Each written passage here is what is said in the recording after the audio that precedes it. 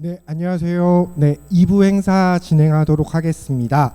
1부에서 여러 선생님들의 발표를 듣는 시간을 가졌는데요.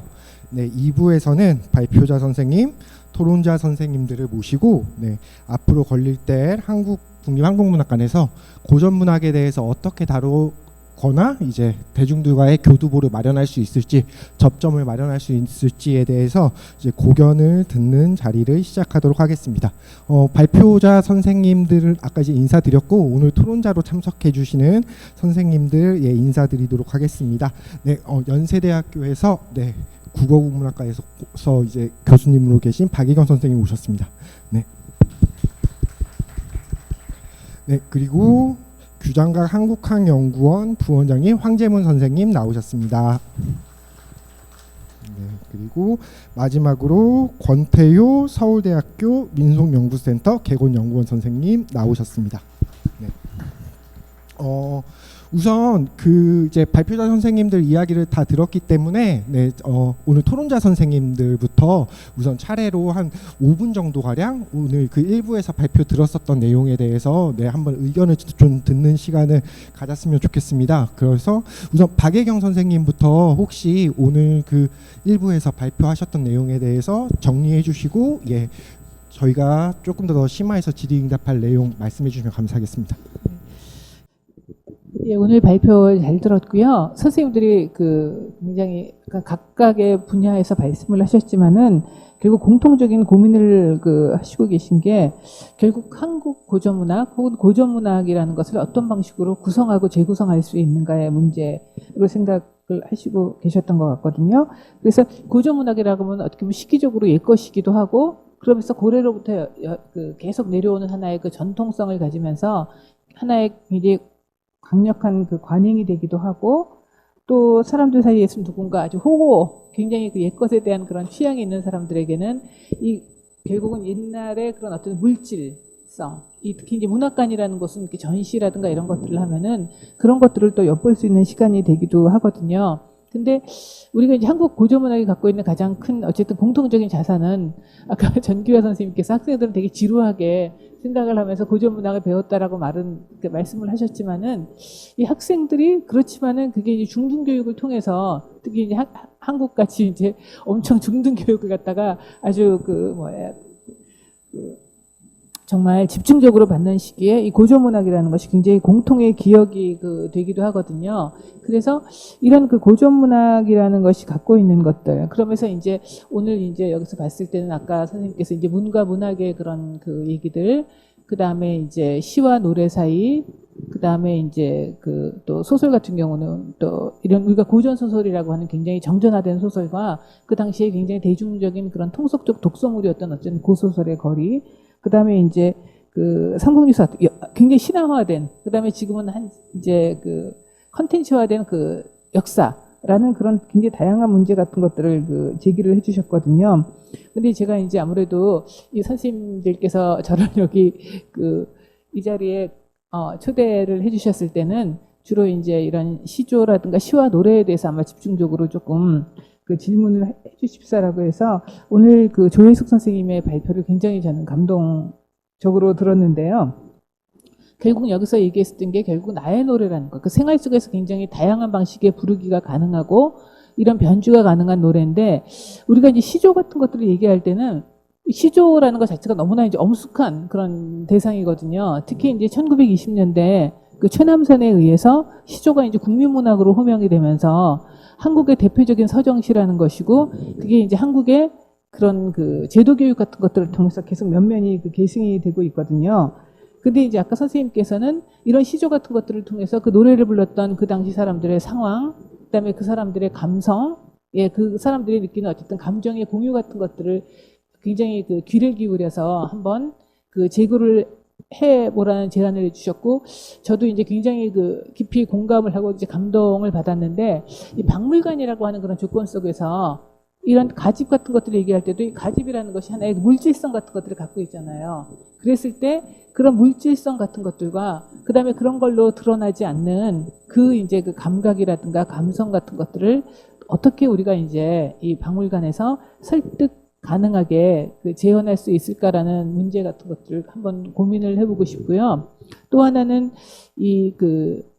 아까 그랬죠. 시가라는 것은 굉장히 연행이라고 하는 것을 통해서 결국 의미가 완성되는 것이고, 저도 굉장히 그런 시가에 대해서 그런 그 관점 같은 것들을 그 유지를 해왔었는데, 또 다시 본다면은 그런 그 정황, 노래를 둘러싼 하나의 서사. 그러니까 예전에 향가 같은 경우도 그렇고, 이 고려 소교 같은 경우도 그렇고, 가사 같은 경우는 나중에 이제 후기라든가 이런 것들을 통해서 노래를 둘러싼 하나의 서사 같은 것들이 완성이 되거든요. 그랬을 때, 우리가 이제 박물관에서 시조 같은 경우는 굉장히 단형의 그런 그 작품인데, 아까 이제 정두경의 사례 같은 것들을 놓고 보셨듯이, 이 노래라는 것은 뭔가 그 둘러싼 이야기, 그 서사 같은 것들을 통해서 어떻게 본다면은 훨씬 더 전승이 공고해지는 것 같아요. 그 대표적으로 우리나라의 굉장히 근대에 사실은 만들어지긴 했지만 아리랑 같은 그런 노래 같은 경우는 사실은 굉장히 짧은 시간에 이게 이제 한민족을 넘어서 전 세계 그 한민족 디아스포라까지 소환하는 노래가 된 것은 아리랑이라는 것이 저마다 사람들이 각자의 다양한 방식으로 부르면서 거기에 굉장히 아리랑을 불렀던 사람들의 서사가 사실은 그 쌓여서 됐던 것들이거든요. 그래서 이런 시조 같은 것들을 할 때 약간 이제 정두경의 사례, 저는 맨날 그 사례를 그렇게만 인용을 했었거든요. 역시 사람들은 꼭 아플 때 병문안 가서 술 먹는 사람들은 지인들은 도움이 안 된다. 역시 그다음에 역시 그 어떤 웅변이라든가 이런 말보다 노래라든가 신체적인 표현 같은 것들이 갖고 있는 것이 훨씬 강렬하다. 뭐 이런 식의 사례 같은 것들을 했었는데, 이런 부분들이 이런 정황, 노래를 부르게 된 상황 같은 것들을 이해할 수 있는 더 강력한 기재가 되는 것 같아서, 제가 이렇게 두 가지 그 텍스트가 갖고 있는 그런 물질성과 그다음에 그걸로 드러나지 않는 이런 감각과 감정의 문제 같은 것들을 어떻게 우리가 느끼게 할 수 있는 것과 하는가라는 것이고, 그다음에 노래를 둘러싼 서사와의 어쨌든 교직의 문제에 대해서 선생님 좀 의견을 청하고 싶습니다. 네. 그러면 바로 조혜수 선생님 이야기 듣기 전에 황재문 선생님부터 해서 이제 질의응답 다 시간 갖고 질문하는 시간 갖고 그다음에 차례대로 심경호 선생님부터 답변 듣는 시간 갖도록 하겠습니다. 황재문 선생님. 네. 예. 한국문학사를 전공한 황재문입니다. 오늘 심경호 선생님 오랜만에 수업하시는 걸 사실은 듣는 셈인데요. 왜냐하면은 제가 학부 때 수업을 아마 제일 많이 들은 선생님이 누군가를 성적표를 보면서 챙겨보니까 심경호 선생님 수업이 5번인가를 들어서 아마 제일 많이 들었던 걸로 기억을 합니다. 그래서 가끔씩 결석을 했는데도 선생님이 제가 계속 출석했다고 착각을 하시더라고요. 그래서 이렇게 계속 듣다 보면은 그런 이득도 있는 것 같고 이해하기 조금 더 편한 부분도 있는 것 같습니다. 뭐 여러 가지 도움이 될 말씀을 많이 해주셨기 때문에 아마도 한국문학관 쪽에서는 조금 더 긴 시간을 가지고 심경호 선생님 한 번 더 길게 더 편하게 말씀하실 수 있는 기회를 주시는 게 좋을 것 같고요. 오늘 뭐 거기에 대해서 따로 이야기를 하는 것은 적절하지는 않은 것 같습니다. 제 경험과 관련시켜서 몇 가지를 말씀을 드리면, 첫 번째는 그 문학 교과서를 꽤 오래 같이 만들어 본 경험이 있어서 그것과 관련해서 잠깐 말씀을 드리자면은 지금 교과서에 들어간 작품들, 사실은 교과서 만드는 사람들끼리 하는 농담 가운데 그런 게 있습니다. 문학 작품을 제일 재미없게 읽게 만들려고 하면 교과서에 집어넣으면 된다. 그다음부터는 작품을 감상하는 것이 아니고 그냥 외우는 것이기 때문에 정말 작품성을 떨어뜨릴 수 있는 방법이다, 이렇게 얘기를 하기도 하는데, 고전 같은 경우는 사실은 점점 비중이 줄어들고 있는 것이 사실입니다. 근데 어려워서 줄어드는 것도 문제이긴 한데, 학생들이 사실은 편식하게끔 만드는 부분들이 있습니다. 왜냐하면은 교과서를 만들고 나면 그 다음에 이제 그 피드백이 오는데, 그 중에서 이제 제일 많이 받는 것 중에 하나가 그런 작품을 실어서는 되겠느냐고 하는데, 처용과 같은 경우는 당연히 반발이 심하고요. 최근에 서동요를 실으면은 범죄에 가까운 것인데 그게 교과서에 들어간다는 것을 이해할 수 없다. 동명신화를 싣게 되면, 동명신화에서 조금 길게 동명편에서 다루게 되면, 이규보 동명편을 싣게 되면 거기에는 이제 어떻게 보면은 여성을 유혹하는 그 속임수를 쓰는 그런 장면들이 나오는데, 이런 것들이 그거는 넣고 나서 아마 그 다음번인가 교사 모임에서 이런 식으로 교과서를 만들면 안 된다고 그 부분을 가지고 이제 얘기를 했던 그 뒤에 전해 들었습니다. 그래서 출판사에서 혼났었는데 그런 부분들, 그러니까 그 학교 교육에서 다루지 못하는 그러니까 학교 교육이 오히려 약간 편향화되어 있는 어느 정도는 이해는 분명히 합니다. 왜냐하면은 그것들이 어떤 그 시기적인 어떤 문제들이 있기 때문에 그런 부분들을 오히려 그 소화를 하는 고전이 고전으로서 가질 수 있는 어떤 맛이라든가 그것이 뭐 성적인 것이 됐건 원래 사회가 남성 중심적인 사회였기 때문에 뭐 그런 의미가 됐건 이런 것들까지도 문학관에서는 조금 다루어 볼 수 있어야 되지 않는가 하는 그런 생각을 해봤습니다. 그것은 뭐 여러 가지 활동과 관련된 문제이기도 하고요. 그 다음에 전시와 관련해서는 실제로 저희 그 규장각에서 꽤 여러 번 전시를 준비해보고 그 과정에서 지금 권철호 선생님도 그때 만난 친구기도 한데 실제 전시를 할 때 굉장히 어렵습니다.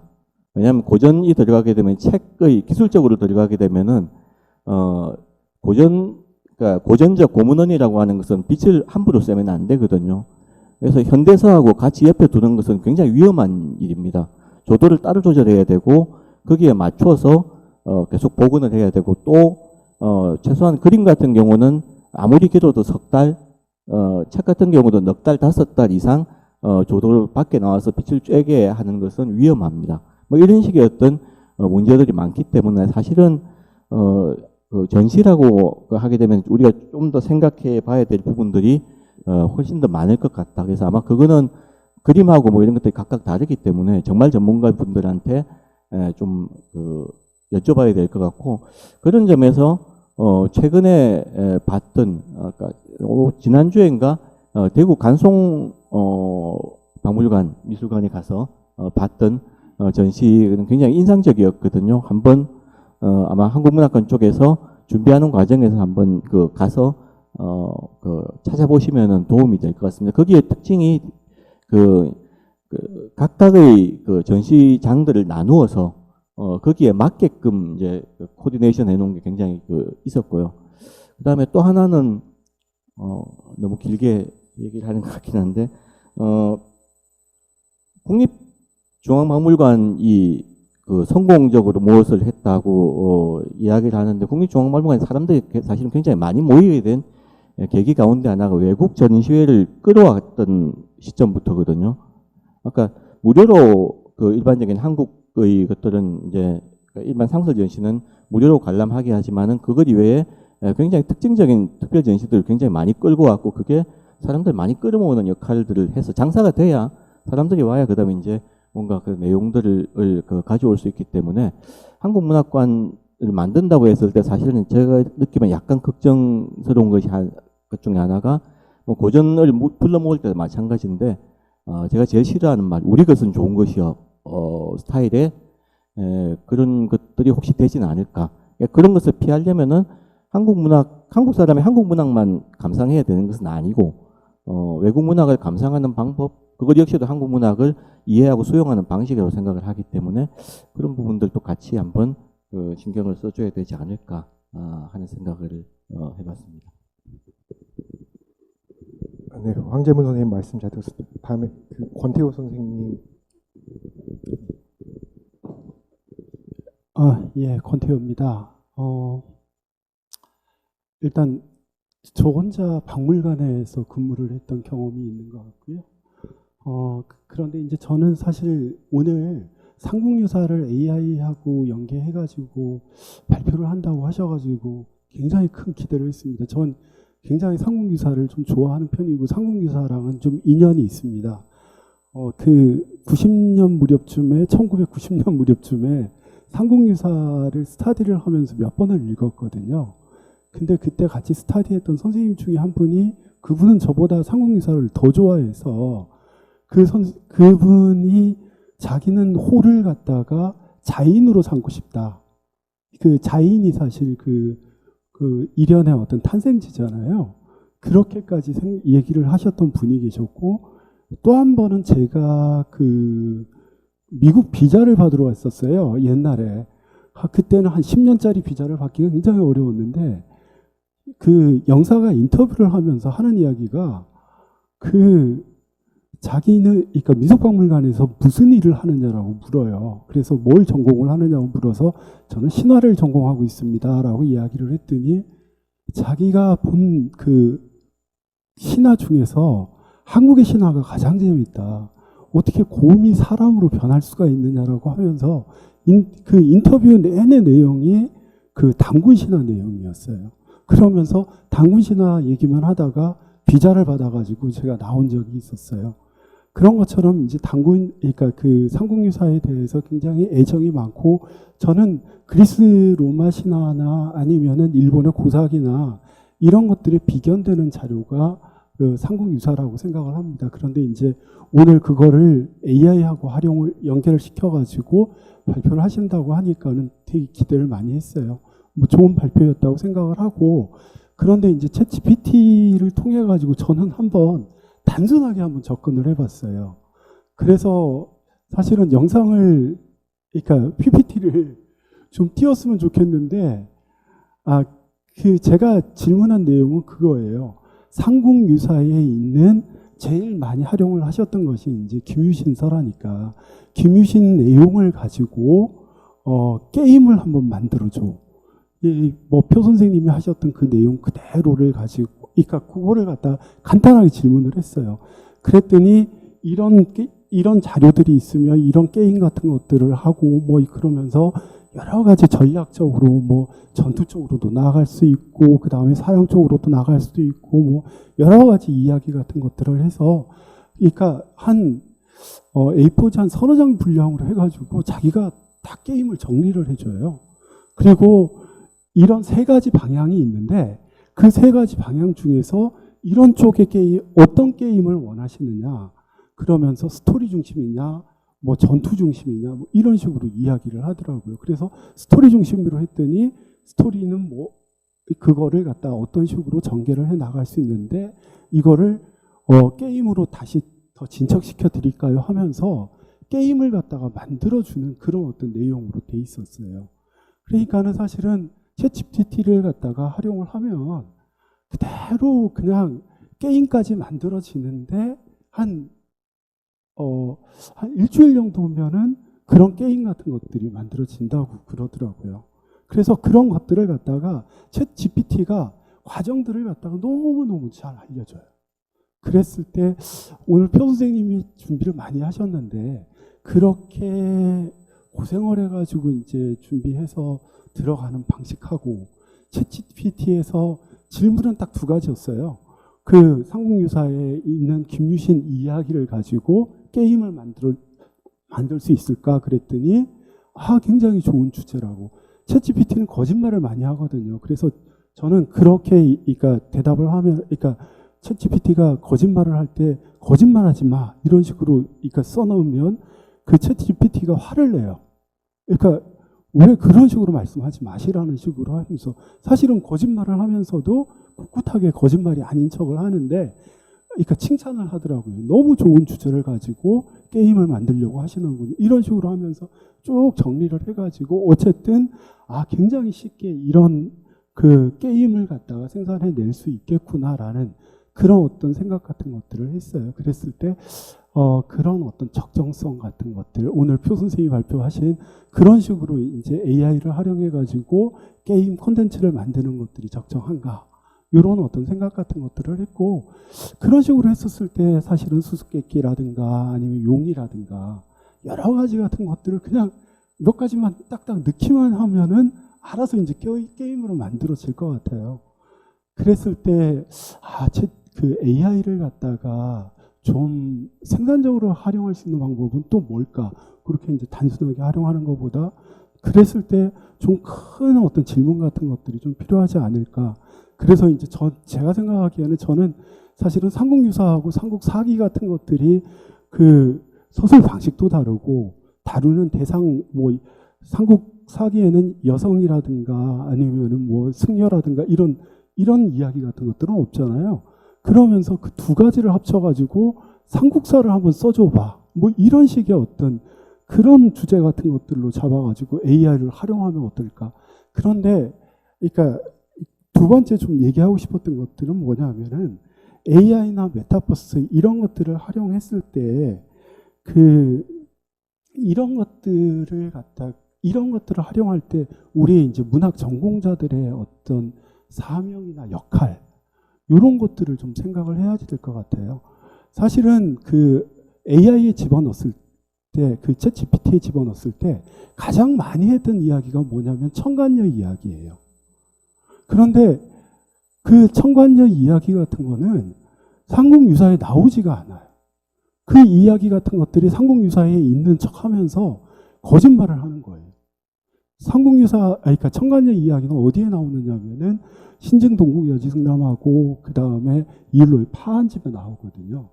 그런데 그 이야기가 삼국유사에 있는 것처럼 해가지고 거짓말을 쫙 해요.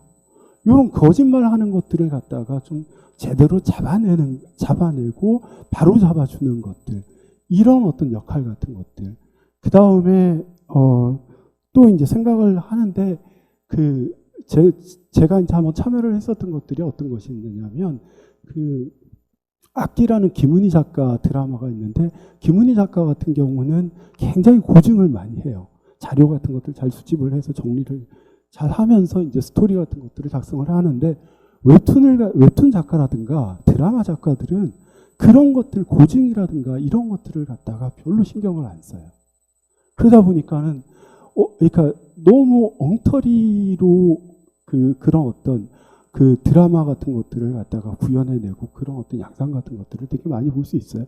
선생님께서도 들었던 기궁 같은 경우 이무기 있잖아요.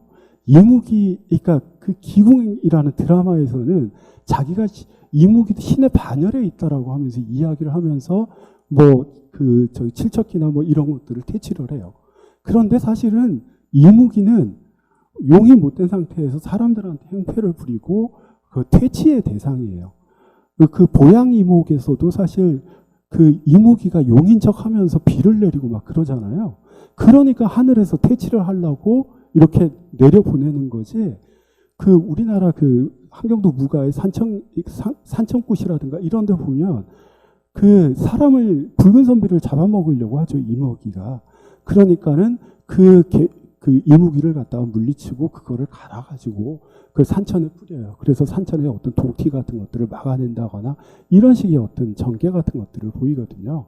사실 그래서 이런 잘못된 것들을 갖다가 우리가 좀 제대로 자료를 전달할 수 있도록 도움을 준다거나 바로잡는 그런 식의 어떤 역할과 사명 같은 것들이 우리 전공자들의 어떤 몫이 아닐까, 이런 생각 같은 것들을 했고요. 그리고 마지막으로 이제 메타버스도 굉장히 중요하게 다루셨는데, 저도 이제 박물관에 있을 때 메타버스를 가지고 박물관에 이제 야외 전시장 그런 부분들을 갖다 한번 해본 적이 있었어요. 선생님 가야 문화 같은 것들을 메타버스로 이렇게 하신 것과 그랬는데, 처음에 이제 교육 프로그램을 개발을 하고 났더니 너무 인기가 좋았어요. 막 미어 터지는데 어느 순간에 시들해져요. 왜냐하면 메타버스 활용을 갖다가 하는 것들이 메타버스가 가상세계로 연결을 하면서 가상세계 체험하는 것들 자체가 너무 신기하고 좋았던 거죠. 처음에는 이제 그런 부분들이 신기한데, 실질적으로는 나중에 가면은 메타버스를 활용을 해가지고 어떤 것들을 생각을 할 수 있고 어떤 감흥을 얻을 수 있는가, 이런 부분에 있어서는 되게 얻는 게 없거든요. 메타버스 가상세계 현실을 갖다가 체험하는 것 자체만 오히려 중점을 두고 그런 부분들에 이제 그러니까 접근을 하는 그런 어떤 것들이 좀 문제라는 생각 같은 것들이 들었어요. 그런데 이제 사실은 삼국유사에 보면은 메타버스를 가장 적절하게 표현하는 작품이 있죠. 낙산 이대성 관음정치 조신의 조신 지몽 같은 거예요. 현실하고 가상세계가 밀접하게 연결이 되면서, 그러니까 깨어나 보니까 머리도 휘어지고 이렇게. 그런데 이제 안견의 몸유 도원도 같은 것들 보면 왼쪽 편에는 현실 세계예요. 오른쪽에는 꿈속의 세계예요. 이런 것들이 그러니까 현실과 가상세계를 오가면서, 그러면서 이제 사람들한테 감동을 감흥을 주고 생각할 수 있는 여러 가지 것들을 주는 거잖아요. 그랬을 때 이런 어떤 메타버스라든가 이런 것들을 활용을 해가지고 그러니까 특히 이제 문학을 활용을 해서 이런 것들을 메타버스로 표현하는 그런 것들을 통해 가지고 사람들한테 어떻게 감동을 주고 다가갈 수 있게 하고 할 것인가. 그런데 이제 이런 것들을 갖다 영화로 가장 잘 표현한 거는 사실 저는 아바타 같은 영화라는 생각이 들어요. 아바타 같은 경우 영화는 사실 그 기계 속으로 들어가 가지고 그 나비족이라든가 이런 데 가 가지고 실제로 현실하고 가상 세계를 막 연결하면서 그 스토리를 통해 가지고 또 감동을 주거든요. 이런 식으로 해서 사실은 문학관 같은 데서 이 문학을 가지고 메타버스나 그 뒤에 이제 또 AI 같은 경우는 사실은 이런 꿈 같은 것들이 꿈 조작 같은 것들도 가능하다고 그러더라고요. 그러니까 그런 것들을 해가지고 사실은 문학을 갖다가 또 어떻게 활용할 수 있을 것인가 이런 것들을 한번 생각해 보는 것들도 우리의 어떤 과제가 아닌가 그런 생각을 해봅니다. 권태호 선생님까지 저희가 질문 잘 들었습니다. 심경호 선생님께서 아까 그 일부 시간부터 이제 발표하시면서 혹시 좀 부족하셨던 거나 이게 좀 저희 문학관에서 전시 한문학 같은 거 관련했을 때 첨언해 주실 내용 있으시면은 말씀해 주시면 감사하겠습니다. 아니 뭐 첨가는 아니고 아까 황정원 선생님이 수업을 이렇게 많이 들으셨는데 결석도 많이 하셨더니 내가 얼마나 재미없게 강의했을까. 네, 고려대학에서는 석답 강의상이라는 게 있는데 제가 강의를 뭐 20여 년 동안 하면서 석답 강의상을 못 탔어요. 강의를 못 한다고. 그러니까 아마 황 선생님이 빠지신 것도 제가 모를 정도로 그랬을 것 같은데 지금 죄송스럽게 생각하는 거는 그때 한시 짓는 법을 가르쳐 드렸어야 되는데 한시를 짓고 한문을 쓰는 거는 서울대학이나 고려대학이나 연세대학이나 숙명여대나 이런 인류대학에서는 가르쳐야 돼요. 그걸 안 한 채 이러는 걸 하니까 우리가 고전문학을 알 수가 없게 된 거다. 그래서 제가 죄송스럽게 생각해요. 그러니까 우리 고전문학은 한시를 짓지 못하면은 지식인이 될 수가 없어요. 아까 시조도 오늘 말씀드렸지만은 전부 다 한시하고 인접돼 있어요. 근데 아까 삼국유사 말씀하셔가지고 23쪽에 지금 다시 틀 수는 없으니까 거기 보면 제천에 월강사지 월랑선사 탑비의 그 사진을 집어넣어놨습니다. 이 책에 보시면 그걸 왜 집어넣냐면 가운데 그 BTS가 뮤직비디오를 국립중앙박물관에서 찍었거든요. 그랬더니 그 뒤에 이 BTS에 뭐 다른 거는 관심이 없고 그 뒤에 있는 이 비석이 뭐냐 이 세 개에 난리가 난 거야. 그래서 문화재관리국인가에서 저하고 서울대학의 국사학과의 그 불교학을 하시는 분하고 이 2차전 순교비를 좀 띄워야 되겠다. 그걸 좀 해독해달라 그래가지고 몇 달 동안 좀 연구를 했습니다. 이제 발표회를 가졌는데 결과적으로 판독되는 글자가 한두 글자밖에 더 없어가지고 더 이상 진전이 안 됐어요. 그래서 그 다음 페이지 24쪽에 보면 그런데 너무나 놀라운 게 이 원탁 중에서 가장 충실한 거는 버클리 대학이 있어요. 버클리 대학에 이제 아사미 린따로라고 천견 문고라고 하는 것이 우리가 해외 유출 문고 중에서 제일 중요한 귀중한 문고 중에 하나입니다. 그래서 그 전에 김대중 대통령 때 아사미 그 문고를 구입하려고 그랬어요. 구입이 안 되면 이름이라도 일본 사람이 여기서 이제 경성에서 법관을 하던 사람이고 동경대 나온 사람인데 그 이름을 한국 이름으로 바꾸려고까지 했는데 버클리 대학에서 노를 했어요. 그래서 이제 그 다음에 동아시아 도서관이 새로 만들어져 가지고 이 아사미 문고가 동아시아 문고로 들어갈 때 우리가 상당히 많이 기증한 걸로 알고 있어요. 그런데 우리나라에 문헌도 많은데 한국인은 관장을 안 시키고 중국인은 관장을 시켰단 말이에요. 그 당시에. 국력의 약세죠. 근데 그 당시 정부의 요청으로 3년 동안 버클리 대학에 가가지고 여름에 겨울에 전부 다 조사를 해가지고 지금 고려대학교 해외 한국학센터에 다 띄워놨습니다. 처음으로. 거기에 이제 이 탁본이 들어가 있는데, 이 탁본이 6장인데, 2차전 순교비가 6면인 건 아시죠? 그죠? 그 6면체라는 건 중국에 없는 형식이에요. 일본에만 있습니다. 왜 일본하고 같은지 이게 또 연구가 돼야 돼. 근데 여기 있는 6면 중에서 첫 면의 앞면에 원화 13년 이렇게 돼가지고 이 비석이 그때 세워진 것처럼 되는 건 가짜예요. 탁본도 속이는 게 있다. 아까 저 AI가 속이는 게 있듯이. 그러니까 연구자 몫이 필요한 거예요, 여전히. 전문적인 연구자가 없으면 가짜가 되는 거예요. 그래서 이 원화 10년이라고 되는 것이 실물에서 이길까 해가지고 저희가 개관하기 전에 10시 개관한다 그러면 이제 8시 반에 들어가가지고 영주에 가가지고서 그걸 다 프레시로 다 비춰가지고서 조사했는데 읽을 수가 없었어요. 이미 마모가 돼가지고. 땅속에 묻어있기 때문에. 그리고 이 6면이 이게 제일 중요한 문헌인데도 이상하게 이전까지 학자들이 이걸 인용을 안 했어. 그런데 이 6면 중에 2개는 동일한 거예요. 말하자면 전체 면을 우리가 알 수 있는 문장이 없는 거예요. 그래서 이거를 읽어내기 위해 가지고 그렇게 애를 쓰고 전부 다 토론하고 토론했는데 결론적으로는 서울대 교수는 한 글자 본인이 읽었다는데 나는 안 보이더라고. 눈이 나빠서 그렇지. 근데 논문을 안 쓰고 발표했는데 이게 왜 중요하냐면 2차전 순교비에 대한 기록이 바로 삼국유사에 들어있습니다. 근데 삼국유사에는 이렇게 순교비까지 된 이것의 문장을 싣질 않았어요.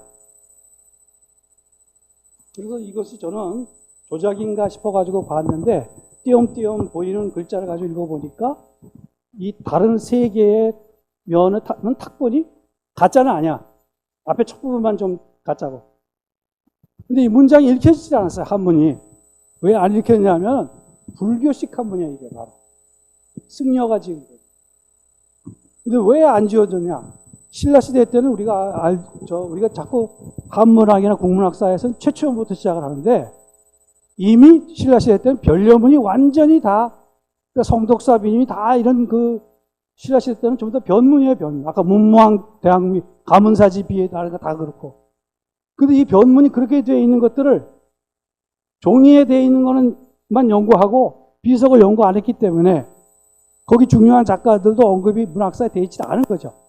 근데 2차전 순교비는 특이하게도 변문이 아니어서 삼국유사를 실을 때 이거는 이련이 만든 게 아닙니다. 이련은 그거를 한번 정리했고 그 뒤에 다른 제자가 또 했잖아요. 그런데 그 안에 있는 문체가 엄청나게 복잡해.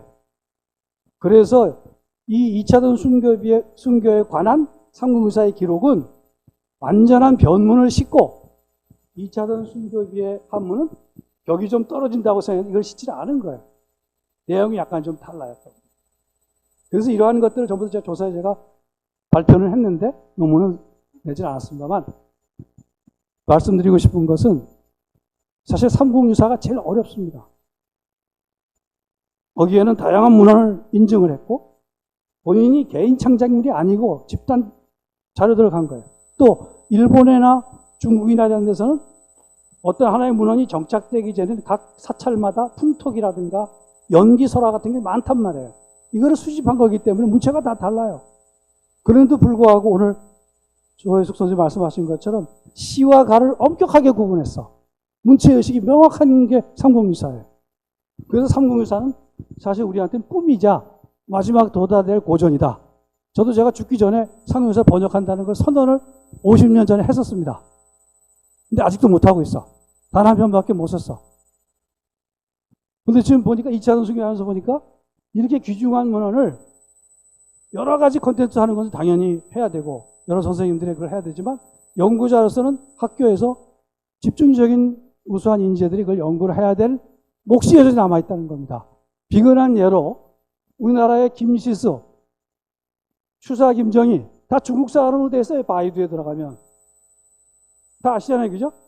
명나라 김시습으로 돼 있어요. 청나라 김정희. 그러니까 동북아 공정에만 막 신경 쓰지 바이두에서 다 우리나라 자료를 가지고 자기네들이 다 분절해가지고 읽고 이런 것에 대해서는 국가적으로도 문화적으로 아무런 대처를 하지 않고 있다 이런 얘기예요. 제가 작년 12월에 심천대학에서 하는데 초청을 받아서 강연을 했는데 봤더니 아주 의도적으로 80명이나 되는 학자를 모았는데 20명은 원로, 60명은 해외 유학파들. 한국의 서울대학이니 뭐 고대 유학 갔다 온 사람들 많았어. 근데 한국에서 발표하는 것과 거기서 하는 내용이 달라. 완전히 자기네들 입만 맞게 얘기를 하고 있어. 우리 지도들의 잘못이 아닌가? 교수들의 지도의 잘못이 아닌가? 우리가 지금 이렇게 인터넷이라는 이런 세계에서 도대체 해외에서 어떻게 돌아가는지에 대한 성찰이 없이 이렇게 있다가는 AI가 아마 거짓말 정보, 김지섭은 전부 다 명나라 사람으로 돼 있을 겁니다. 그래서 조금 전에 아까 선생님 말씀하신 것처럼 AI의 가짜 정보라고 하는 것도 우리가 무시 못할 텐데 탄탄한 정보를 우리가 만들어줘야 돼요. 여전히 번역이 고전은 역주가 필요합니다. 모두가 다 AI를 할 수가 없어요. 그래서 저는 아까 말씀하신 그 상공유사 얘기를 들으면서 제 경험, 그 2차돈 수급이 하나도 우리가 완전하게 해독하지 못하는 상황이다라는 것을 말씀을 드리면서 많은 학자들이 공유해야 되고 또 그걸 가지고 또 서로 해야 되겠죠. 그죠? 재미있는 건 거기에 그 2차돈이 목이 잘려가지고서 피가 막 뿜어 나오는 거 있지 않습니까? 이런 그림이 생상이 6세기 거라는 거예요. 그거는. 의복사를 한 분이 얘기가 그거는 신라가 아직 당나라화 되기 전에 관복이라는 거죠. 근데 이 비석은 8세기에 만들어졌거든. 어떻게 이런 그러면 연기설화라든가 문헌이 있었기 때문에 가능한 거 아니겠어요. 그죠? 그러니까 이 종합적인 연구가 이제 더 필요할 때고 한국문학관이 저는 그럴 때 어떤 하나의 테마라도 잡아가지고 집중적으로 종합 연구를 할 수 있는 장으로 되었으면 좋겠다. 단순한 보관처가 아닌 그런 것이 됐으면 좋겠다. 이런 얘기입니다. 네, 신경호 선생님께서 좋은 말씀 해주셨습니다. 그다음 조혜숙 선생님 말씀 들어보도록 하겠습니다. 네, 권 선생님이 다 책임지실 건 아닌데 너무 비장해 주시는 것 같습니다. 박예영 선생님 하신 말씀 충분히 공감하고요. 그리고 전적으로 같은 생각입니다. 아까 엄숙함 그리고 서사와 관련되는 문제 말씀하셨는데 엄숙하게 생각하지 않는 것에 노래 자체의 내용을 밝히는 것도 있겠지만 실제로 우리가 시조를 일반 대중들한테 강연을 할 때 어려워하고 그걸 아주 힘들다고 생각하는 제일 중요한 엄숙하게 여기는 것 중에는 자수가 있습니다. 자수.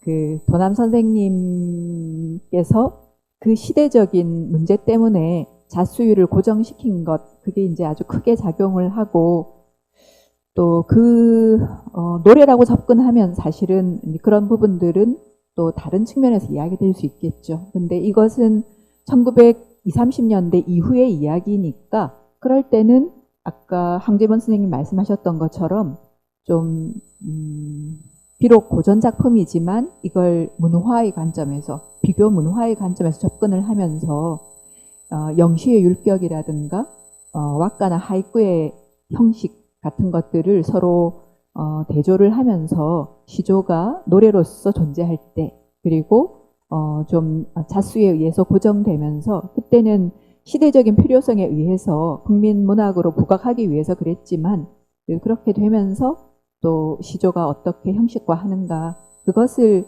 지금에 와서 뭐 호오를 가리거나 진위를 가리는 것보다는 이것이 어떻게 전통의 노래에서 이렇게 자수를 기반 삼아서 거듭 대표문학으로 거듭났는가. 그때도 그렇게 할 경우에도 사실 가투 놀이 같은 걸 통해서 전 국민에게 보급이 됐으니까 그런 사정들을 좀 흥미진진하게 문화적인 관점에서 이야기를 할 수 있지 않을까 싶고요.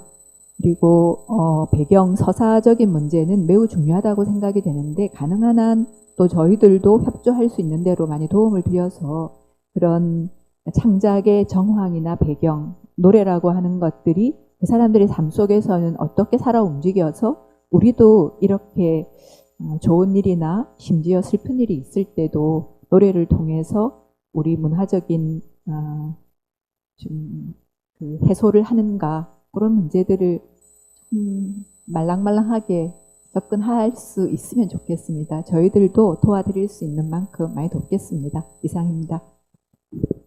네, 표정욱 선생님. 네. 네.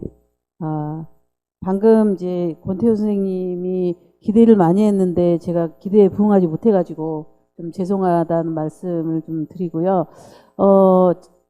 대부분 인문학자들은 AI 싫어합니다. 메타버스도 싫어합니다. 우리들의 생각을 빼앗는 것 같고 우리들의 일자리를 빼앗는 것 같은 그런 위협감을 느끼는 것 같아요. 저희 학교에서는 이제 교양 필수로 글쓰기 발표 수업, 발표 토론 이런 수업을 다 없애고 디지털 리터러시 교과를 2023년부터 진행을 하고 있습니다. 그래서 학생들하고 그 현재 진행되고 있는 디지털에 대한 거를 한 학기 동안 쭉 이제 밀고 수업을 하는데 저는 그 수업을 하면서 이제 저보다 이제 좀 연배가 있으신 선생님들은 되게 거부 반응이 많으셨어요. 그 수업 자체를 런칭할 때. 선생님 꼭 그걸 또 제가 도맡아서 그때 주임이어서 그걸 런칭을 했었거든요. 근데 저는 막 밀고 가려고 하는 것처럼 느끼고 선생님들은 그거 꼭 해야 되냐 뭐 이러고 그랬는데 지금은 선생님들이 다 더 재밌다고 하십니다. 그리고 메타버스를 뭐 제페토 정도만 생각하면 안 되고요. 메타버스 안에는 실제로 우리가 지금 살고 있는 세계가 거의 다 메타버스라고 할 수가 있습니다. 쿠팡에서 쇼핑하는 것도 메타버스고요. 그 다음에 우리가 지금 하고 있는 라이프로깅, 매일 건강 걷기 하시잖아요. 그것도 사실은 메타버스입니다. 그리고 에어비앤비나 이런 것들도 전부 다 메타버스라고 할 수가 있고요. 그래서 실제로 우리는 이미 메타버스 속에서 살고 있습니다. 그래서 아까 이제 상공유사에 대한 이야기를 조금 우려하시는 것 같아요. 내용의 본질은 보지 못하고 GPT한테 넣어가지고 나오는 대로 하면 애들은 다 그렇게 해서 인간의 뇌는 멈추는 거 아니야? 라는 약간의 좀 우려가 있는 것 같은데요. 기본적으로 상공유사의 텍스트를 저희는 굉장히 정말 꼼꼼하게 읽습니다. 그리고 수업 시간에 한 주 동안 한 테마에 대해서 계속 토론하고 그걸 토론문으로 쓰고 그리고 학생들이 그 안에서 자기들만의 서사로 해서 실제로 만듭니다. 그러면 GPT는 언제 쓰냐? 이제 그때 기교나 이런 거 있을 때 잠깐 도움을 받도록 합니다. 그래서 학생들의 그 결과물들을 아까 봤으면 그런 걱정이 없었을 텐데 보면 굉장히 자기화된 이야기들입니다. 그래서 그런 우려는 안 해도 좋겠다. 요즘에 잘 활용하는 친구들도 많고 또 잘 활용해야 하고 그래서 저는 이제 아까 아바타 얘기하셨는데요. 메타버스로 치유 가능성이 저는 분명히 있다고 생각을 합니다. 저희 학생들 테마 중에 효도리 시골에서 어른들 말벗해주는 효도리 인형이 있거든요. 효도리를 상공사 아이디어를 가지고 만들었던 팀이 있습니다. 이 효도리를 사실 동네에 띄엄띄엄 한 명씩 떨어져 있는 할머니들을 한꺼번에 메타버스처럼 이야기할 수 있는 그런 어떤 설치만 가능하다면 옆집으로 가는 번거로움 없이도 잘 못 걷는데 혼자 요양원이나 요양병원 가지 않고도 시골에서 살면서도 혼자 고립됐다고 느끼지 않고 저기 서울에 있는 딸들하고 그 다음에 지방에 있는 형제들하고도 얘기할 수 있는 그런 메타버스가 만들어지면 전 너무 좋을 것 같다. 서사를 기반으로 한 메타버스가 만들어지면 너무 좋을 것 같다라는 생각이 들고요. 운동도 헬스 기계를 했을 때 메타버스로 연결해서 같은 친구들끼리 같이 하거나 할머니들끼리 서로 같이 하면 늙어서 고독한 일도 좀 없어질 거고 앞으로 우리가 좀 적극적으로 이런 것들을 활용해야 되지 않을까라고 생각을 합니다. 그래서 저는 학생들한테 상공유사를 가지고 이 시대를 풀어갈 수 있는 다문화들, 상공유사에 보면 다문화 얘기 굉장히 많이 나오잖아요. 그래서 다문화를 해결할 수 있는 얘기들, 그 다음에 효도 얘기도 많이 나오니까 효를 우리가 다시 재구성할 수 있는 이야기들, 사랑에 대한 이야기들 이런 것들을 너희들이 한번 창의적으로 어떤 콘텐츠든 한번 만들어봐라 라고 늘 얘기를 하고 있습니다. 그래서 저는 점점점 진화할 거라고 생각을 하고 있고 상공유사를 이제 고증하시는 선생님들도 필요하지만 저처럼 상공유사를 가지고 노는 그런 선생님도 필요하지 않을까라고 저는 생각을 합니다. 감사합니다. 네, 표정욱 선생님 말씀 잘 들었습니다. 다음에 정규하 선생님께서 간단하게 말씀해 주시면. 네, 저는 그 황재문 선생님 말씀해 주셨던 지금의 가치관에서 볼 때 고전소설의 어떤 한계랄까? 그런 것들이 명확하게 보일 때 그걸 어떻게 다뤄야 되는가 그 부분 관련해서 아주 간단하게만 말씀드리고 싶은데요. 제가 아까 발표를 할 때 뭐 오건재 합기원, 완월의 맹연 이런 유수의 작품들이 있다 말씀드렸었는데 사실 내용적으로 보면은 지금의 독자들 관점에서는 굉장히 답답해 보일 수 있는 소설들이라고 생각이 들어요. 기본적으로 가부장제 체제라고 하는 것을 다 인정한 위에서 여자들이 그 집안 안에서 살아남기 위해서 애쓰는 이야기들을 다루고 있거든요. 그래서 그게 지금의 독자들의 입장에서는 되게 낡은 방식처럼 보이고 그래봤자 다 이렇게 다 거기서 거기인 이런 이야기들을 왜 같이 있다고 하지? 이런 의문이 들 수도 있다는 생각이 들었습니다. 근데 그렇기 때문에 되게 큐레이션이 중요하다는 생각이 들었는데요. 그러니까 멀리서 보면은 그냥 다 구조 속에 속해 있고 별거 아닌 것처럼 보이는 인물들의 그 행위성이라고 하는 게 사실은 자세히 들여다보면은 그 인물들이 그 안에서 뭔가 변칙이라고 하는 걸 만들어내고 있거든요. 그래서 그 안에서 어떤 종류의 조그마한 저항이랄까? 이런 것들도 이루어내고 있고요. 근데 이제 그거를 섬세하게 봐주지 않으면 사실 그냥 다 퉁치고 넘어갈 수 있는 그런 부분들이에요. 그렇기 때문에 이 자료를 전시하는 데 있어서 이제 근대 독자들, 지금의 우리의 감각으로 되게 답답해 보일 수 있는 그런 것들을 어떻게 섬세하게 풀어내는가. 사실은 지금의 우리가 굉장히 깨어있고, 과거 사람들이 답답하다고 느끼기가 쉽지만, 결국 지금도 한 수백 년 지나서 200~300년 후에 보면은 정말 답답했던 사람들일 거라고 저는 생각이 들거든요. 언제나 그 조건 속에서 그 조건을 가지고 움직일 수밖에 없는 것이 행위자들이기 때문에 그런 부분들을 이제 섬세하게 고려해서 이 텍스트의 의미화랄까? 이런 것들이 이루어져야 되지 않을까 그런 생각을 해봤습니다. 예. 전기현 선생님까지 말씀 잘 들었습니다. 저희가 원래 이제 6시까지 종합 토론을 진행하려고 했는데 지금 6시 10분 이제 해서 이제 벌써 이제 훌쩍 지나가지고 사실 마무리 지어야 될 시간이 거의 다 왔어요. 그런데 제가 사실 여러 선생님들을 모시고 제가 질문을 드리고 저희가 좀 이야기할 수 있는 시간이 없을 것 같아서 제가 선생님들께서 이제 종합 토론을 하시기보다는 저희 문학관에서 한번 고민하고 있는 지점들에 대해서 저희가 선생님들한테 간단하게 몇 가지 질문 던지는 방식으로 하도록 하겠습니다.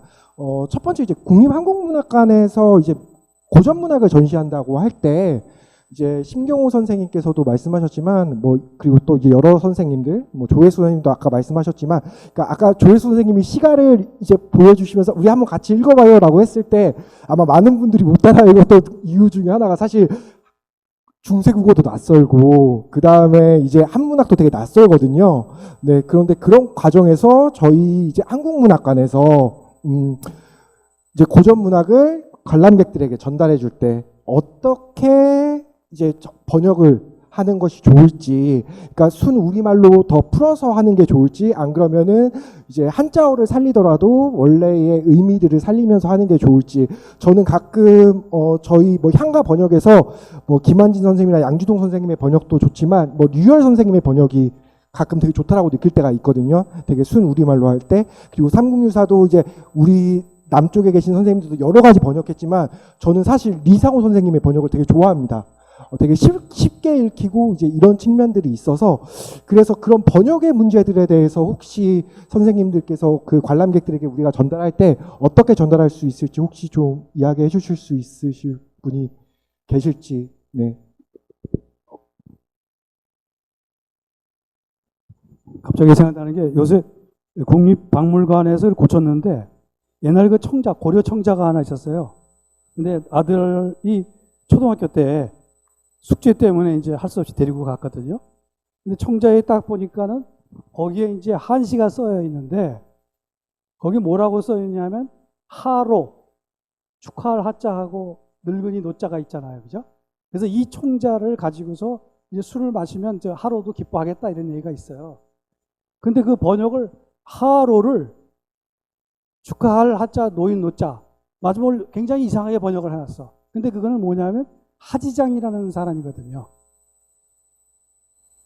하지장이라는 고사가 있거든요. 그러니까 어떤 경우에는 전고가 있기 때문에 그거를 우리말로 푸는 걸 그걸 망문생이라 그래요. 글자만 보고서 이 뜻을 못 알아고 유추하는 걸 망문생이라 그래요. 그건 절대 피해야 되겠죠. 근데 죄송한 얘기지만 옛날 서정주 선생 이런 분들 같은 경우는 굉장히 좀 한시도 알고 그렇죠. 그런지 완전히 전고를 녹여서 했는데도 시가 멋있었어요. 그분은 정치적인 건 내가 좋아하지 않습니다. 의심하지만.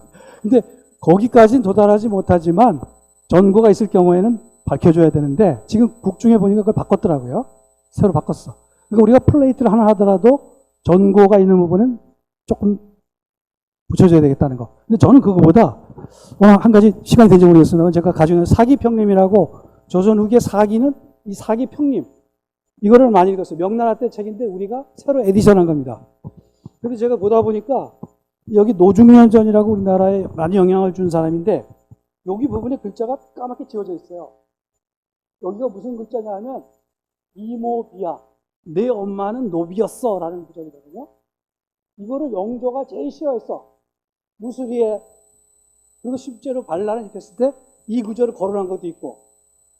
그래서 이거를 고친 사람이 이것 때문에 신경을 썼는데 시신이 옆에 있던 사신이 모르고 읽어가지고 영조한테 죽음을 당할 거를 구해준 사람이 누구냐라고 하는 거를 소설상 은희경이라는 분이 목민심서라는 책에서 뭐라고 썼냐면 홍 누구죠?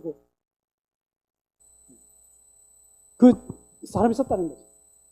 그런데 이거를 떡하니 최재공은 이 사실이었던 것 같아요.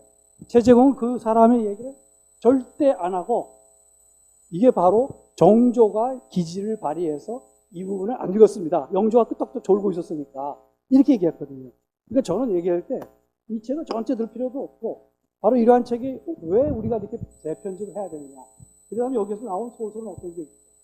사실은 또 이것을 갖다가 죽이기 위해서 또 어떤 얘기가 있으면 스토리를 여러 개 다양하게 제시해 줌으로써 아까 AI의 그 기능을 살릴 수 있는 그런 방법으로 나가야 되지 않습니까? 이거에 대해서 판단이나 이런 것들을 연구자가 하면 되는 것이죠. 그래서 저는 갑자기 이 생각이 나가지고 이제 특이해요. 제가 수업을 할 때 노중현전에서 영조가 이 구절이 아주 그냥 경기를 일으켰다라는 얘기만 들었는데 설마 내가 이 책을 가지고 있는지 몰랐지. 오늘 여기 보니까 네 글자가 까맣게 되어 있는 거예요. 이모비야. 내 엄마는 노비였어라는 그런 구절을 제일 싫어했기 때문에 그 구절을 목판에서 지워버렸다는 거예요. 근데 중국이나 일본에 있을 수가 없는 거죠. 그러니까 그런 스토리를 만들어주는 게 우리가 문학관에서 할 일이 아닐까 이런 생각을 해봤습니다. 좀 길어져 죄송합니다. 신경호 선생님 이제 우문현답이었던 것 같습니다. 네, 제가 사실 현대문학 전공자여서 잘 이렇게 어려움들이 있는데 이게 우문현답이었던 것 같고 저희가 여러 가지의 맥락에 대해서 관람객들한테 잘 전달할 수 있도록 하겠습니다. 그리고 한 가지 더 좀 이렇게 말씀드리고 싶은 게 제가 이게 이제 뭐 전시나 이렇게 컨텐츠 같은 걸 이야기하다 보면은 사실 이게 기점론에 대한 이야기들이 되게 많이 나옵니다. 뭐 중앙박물관이나 뭐 이런 데서나 뭐 왕조사로 이렇게 배치를 한다거나 이렇게 할 때 이제 한국 문학사에 대해서 이제 어떤 방식으로 저희가 기점론을 잡아야 되는가에 대한 이야기들이 많이 나오는데 이런 기점론 같은 것들에 대해서 어떤 식으로 또 학교 교육에서 가르치고 있는 방식에서와 어떻게 저희가 연결시켜서 이런 것들에 대해서 이야기할 수 있을지 저는 뭐 예를 들어서 댄동어미 화정가나 이런 것들 보면 사실 이건 근대적인 작품인 건가 시기적으로 봤을 때 뭐 이제 이런 생각도 들고 뭐 초당문학가나 뭐 이런 생각들도 드는데 1894년 뭐 이전은 이제 고전 고대 그다음에 그 이후는 이제 근대 이렇게 딱 나누어서 저희가 이제 학교 교육에서 이제 그런 식으로 가르치다 보니까 약간 좀 그런 부분들에 대해서 어려움이 있는 것 같아서 혹시 선생님들께서는 저희가 그런 이제 뭐 문학의 기점론들이나 이런 부분들에 대해서 좀 어떤 식으로 관람객들에게 전달하는 게 좋다라고 생각하시는지 한번 좀 이야기를 해주실 수 있으실까요?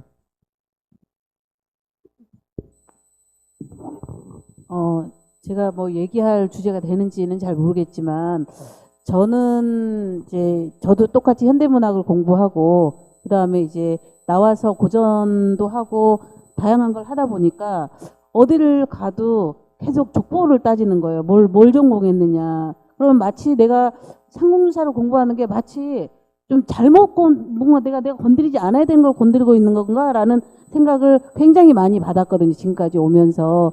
그래서 아마도 문학관에서 이런 걸 할 때도 마찬가지지 않을까. 그래서 시기를 나누는 거나 이런 게 좀 어떻게 생각하면 어제하고 오늘은 같은 날이잖아요. 그잖아요. 그리고 1894년하고 1893년이 갑자기 달라진 게 아니고 그냥 자연스럽게 갔던 어제하고 오늘의 연속일 텐데, 그렇다면 그렇게 나누는 게 좀 너무 무모한 짓이 아닐까라는 생각이 저는 좀 많이 들고요. 그러면 대안으로 할 수 있는 게 뭘까라고 생각했을 때 주제학이지 않을까라는 생각이 들거든요. 그래서 테마틱스로 가면 결국은 저 과거에서부터 현재까지 그냥 인류가 살아왔던 것들을 쭉 보여주는 스펙트럼이 되지 않을까라는 생각을 좀 합니다. 박예경 선생님께. 관점에서요. 특히 아까 그 조혜수 선생님이 신문으로 호명되는 그 시조 같은 것들 발표했던 그 시대는 굉장히 어떻게 보면 똑같은, 예를 들면 1894년, 95년, 1910년대라고 하더라도 이 사람들의 각자의 그 삶이 어떤 삶을 살고 있냐에 따라서 굉장히 다른 시기, 이질적인 시기를 살고 있거든요. 그래서 이제 제가 그래서 요즘 이제 그 시기에 고전문학 같은 것들을 얘기를 하면서 제가 이제 그 정치학에서 얘기했던 그 비동시성의 동시성, 한국의 20세기 근대라는 것은 굉장히 압축적인 시간들로 들러가면서 한쪽 어쨌든 부인회라든가 30년대 같은 경우는 굉장히 근대문학적인 그 징후 같은 것들이 드러났는데 여전히 어떤 곳에서는 무슨 그 전통적인 그런 그 생활 양식 같은 것들을 지켜나가면서 살아가는 사람들이 있었잖아요. 그래서 우리가 고전문학 같은 것들을 했을 때는 결국 아까 선생님들이 계속 그 얘기를 하셨던 것은 그 시기의 시점에 맞게 그 삶을 이제 복원하는 그런 모습들을 굉장히 제안을 하셨던 것 같거든요.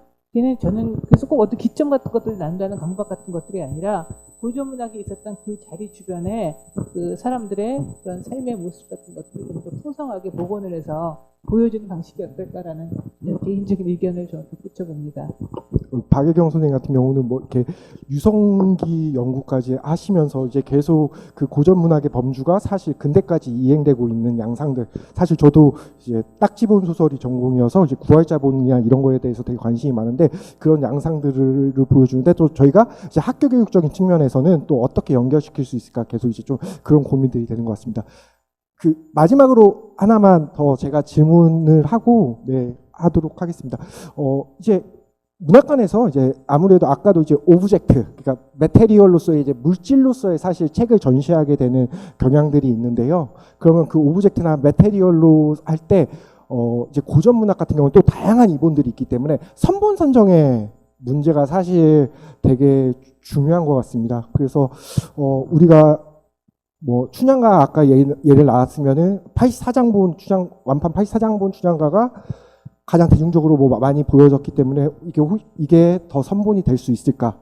안 그러면 뭐 남원고사가 더 선본이 될 수 있을까? 그리고 뭐 구운몽이라고 한다고 하면은 처음으로 뭐 이제 상업 반각본 형태로 나온 을사본이 더 좋은 형태라고 할 수 있을까? 안 그러면은 뭐 흔히 저희가 더 먼저 알려져 있다고 하는 노존본이라는 것들이 더 뭐 이렇게 선본이 될 수 있을까? 이런 것들에 대해서도 저희가 계속 이제 고민을 하게 되는데 혹시 선생님들께서 생각하시는 좋은 선본이란, 그리고 저희가 관람객들에게 전달해야 되는 좋은 선본이란 어떤 것들이라고 생각하시는지 한번 좀 그 의견을 한번 저희가 듣는 자리를 가졌으면 좋겠습니다.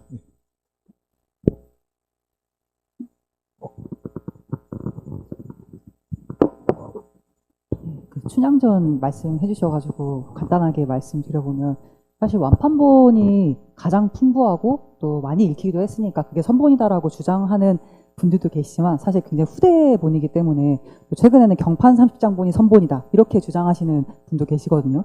그러니까 사실 연구자의 관점에 따라 선본이라고 하는 게 뭐 가장 이른 최선본, 가장 훌륭한 완비된 최선본이라고 하는 게 되게 경계를 오고 가는 측면이 있는 것 같아요. 그래서 무엇이 가장 최선본이냐, 선본이냐라고 했을 때 고전문학에서는 사실 저의 관점에서는 그러니까 수많은 이본이 있었다는 사실이 훨씬 중요하게 느껴지긴 하거든요. 그래서 이 이본을 통해서 사람들이 계속해서 자기 방식의 어떤 변형을 만들고 거기에 해석을 더하는 방식으로 이 고전소설이라고 하는 게 향유됐다라고 하는 그 문화나 어떤 향유 방식 이런 걸 전하는 방식이 저한테는 조금 더 와닿는 방식인 것 같은데, 만약에 큐레이션에 있어서 뭐 선본을 정해야 한다라고 한다면 학계에서 인준되고 있는 그 방식을 결국에는 따를 수밖에 없지 않을까, 그냥 그 정도 생각을 하게 됩니다. 그게